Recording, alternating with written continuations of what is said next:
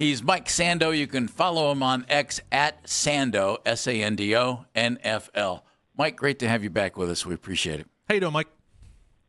Doing great. Good afternoon to you guys. Good morning for me here on the West very Coast. good. And where are you? Can I ask? I'm in the Seattle area, yeah. Okay, Yep, very nice. Where it's probably in the 40s, which would be about 40 degrees warmer than it is here today. Yeah, I think it's 30 this morning, so I'll put a little light jacket on the dog when we go for a walk later today. Oh, I want to be the dog. It's cold enough here, Mike. I'm pretty sure the moose stuck their head out and went, we're good. Yeah, we're good.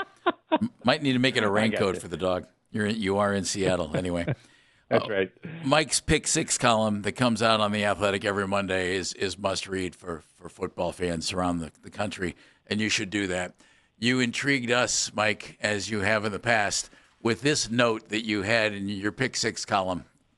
One exec called Cleveland a sneaky better job than people think because the franchise is 1 year away from escaping Deshaun Watson's contract. Ownership has shown patience. GM Andrew Berry is easy to work with. And baseball executive Paul DePodesta, whose presence in the organization created mystery, no longer lurks as a potential influence. That came from an executive to you. Yeah. You buy that? Well, first off, yes. I mean, I think that all of these jobs are different and have their own challenges. So for me, it's hard to come up with a positive spin on Arizona. Wouldn't you say? Yeah. Whereas it's hard to come up with a negative spin on Baltimore, right? Those might be the extremes here. And Cleveland has lived towards that Arizona end here the last few years because it's just been so hard to stomach, all of the Watson stuff in particular. I mean, the team just went south. But for a head coach coming in there, I feel like you're going to have resources, and most of these guys don't have the ability to turn down. They don't have multiple choices, right? And so I don't think it's as bad of a job as it has looked. Put it this way: it could be a better job in the future than it's been. Does that make sense? Yes. Yeah, quite a bit so. To the point that it kind of makes me wonder if, let's say, now we're in the situation where Sean McDermott is out there, maybe there's more of a veteran guy who is out there that maybe it would be more intriguing to those. Do you think the Browns would go that kind of a direction with a veteran coach? Or do you think they want the young up-and-coming guy in his 30s and maybe give them a long leash to figure this out as they go?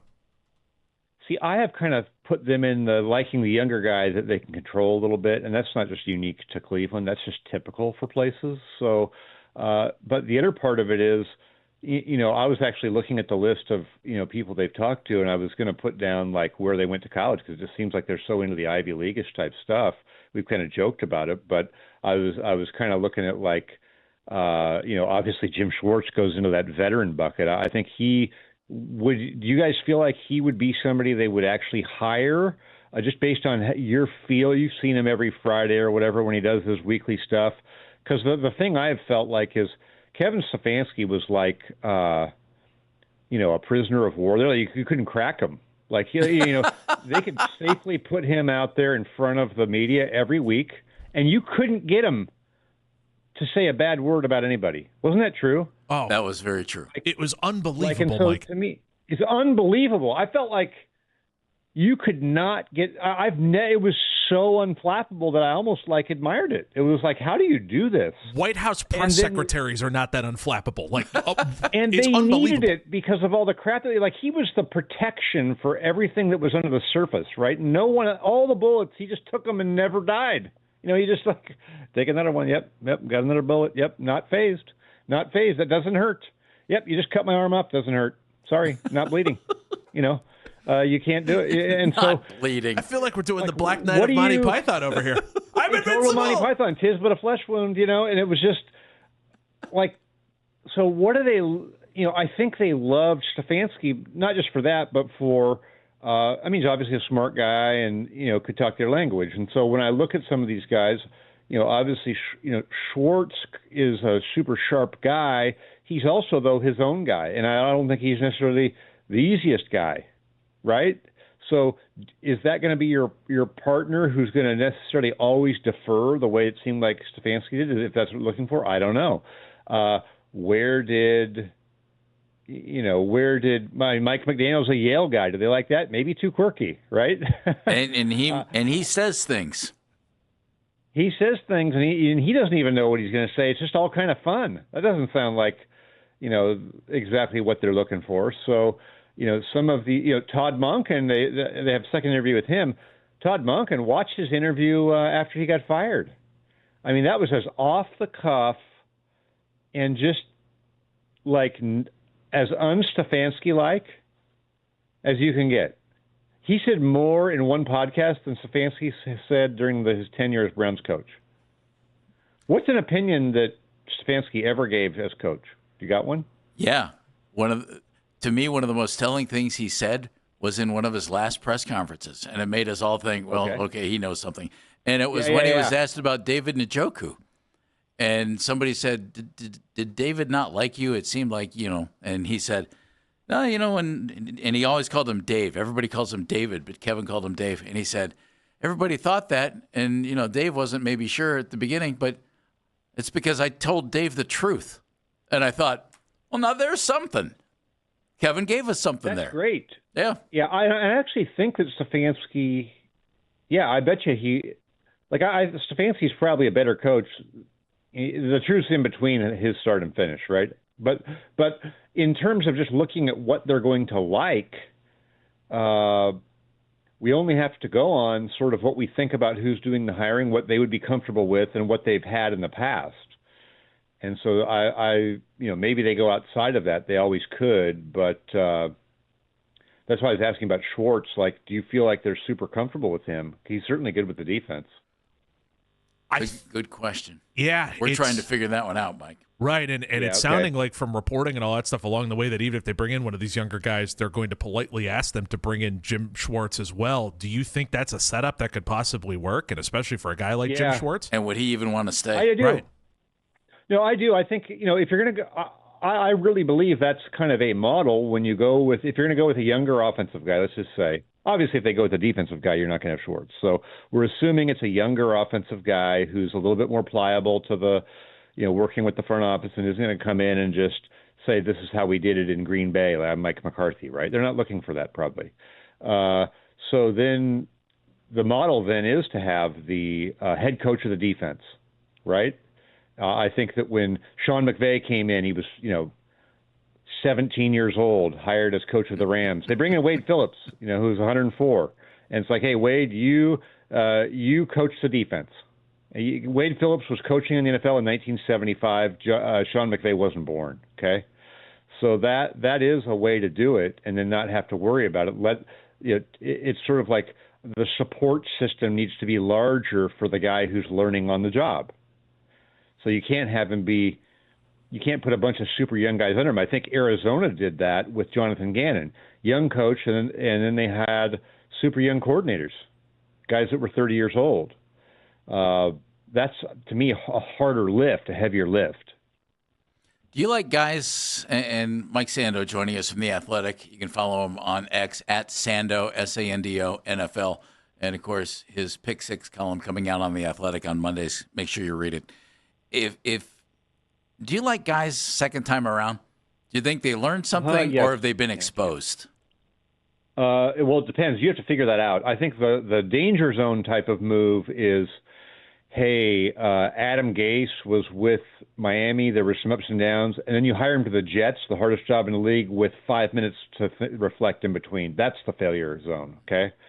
But I like somebody, like maybe it's Robert Saleh. I don't know if you can overcome Tennessee. I think they've been shaky ownership. But I like somebody who we thought was pretty good, wasn't a total disaster the first time. Like, you didn't disqualify yourself. I think there's some of those guys, Nathaniel Hackett's not going to get the second chance, right? You wouldn't feel good about that based on how it went in Denver. But somebody like Saleh, you're like, okay, Jets, no one wins there. Like, he had something going for a little bit.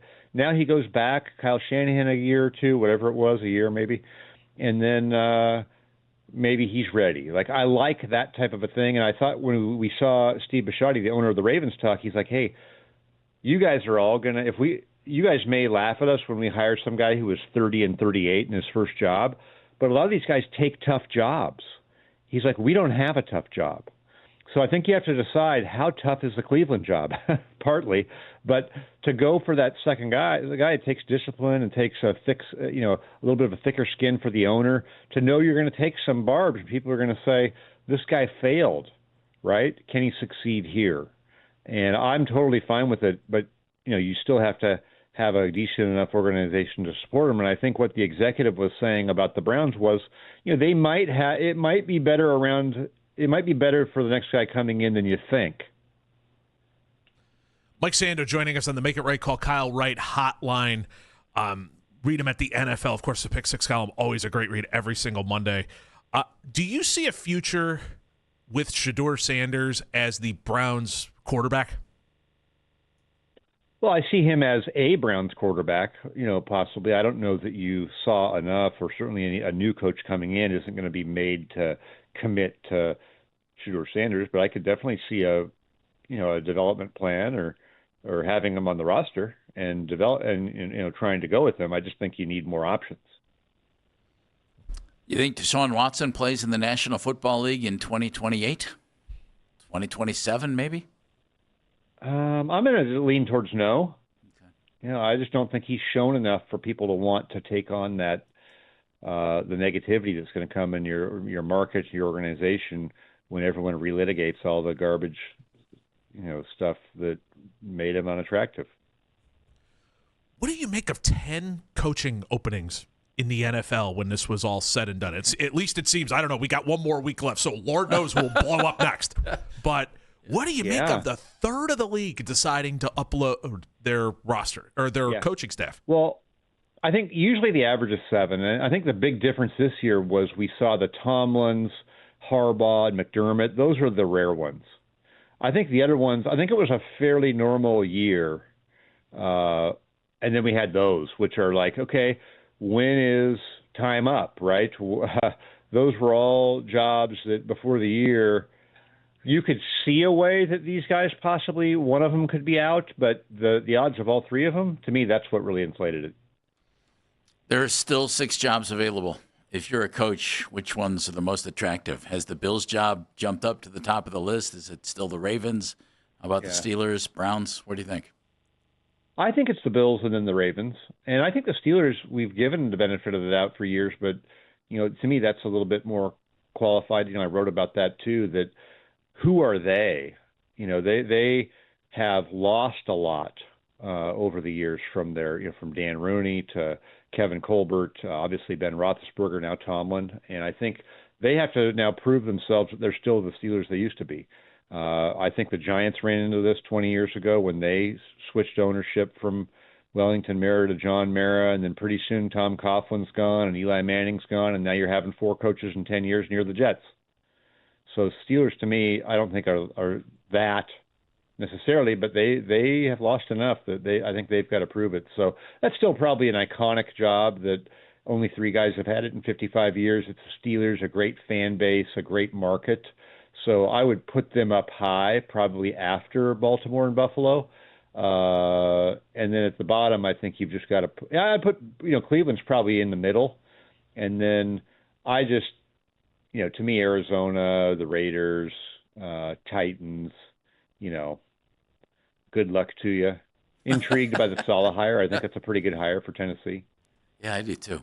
Mike, a pleasure. We really thank you for your time and your expertise. And again, Mike Sando from The Athletic. You can follow him on X at Sando NFL, and certainly read his Pick Six column Mondays in The Athletic. Thank you, Mike. Appreciate it, Mike. Take care. Enjoy the football. Thank you. Fun stuff. Bye. Mike joining us on the Make It Right Call Kyle Wright hotline.